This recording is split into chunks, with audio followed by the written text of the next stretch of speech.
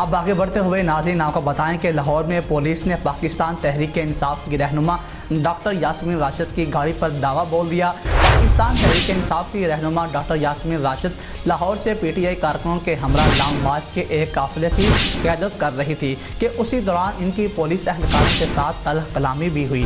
اسی حوالے سے مزید بتا رہی ہیں سعدیہ بطول، جو اس وقت لاہور سے ہمارے ساتھ لائن پر موجود ہیں۔ جی سعدیہ بطول، بتائیے گا کہ اس حوالے سے کیا کہنا ہے آپ کا؟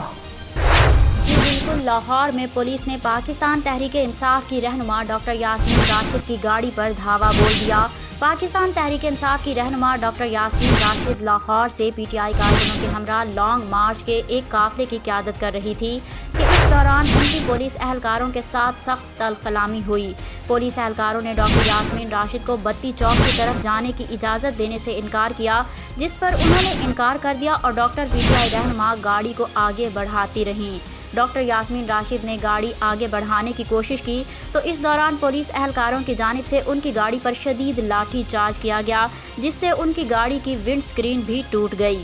پولیس کے لاٹھی چارج کے باوجود ڈاکٹر یاسمین راشد کی گاڑی کے ڈرائیور نے گاڑی نہ روکی اور گاڑی آگے بڑھا دی، تاہم خوش قسمتی سے اس واقعے میں کوئی پولیس اہلکار زخمی نہیں ہوا۔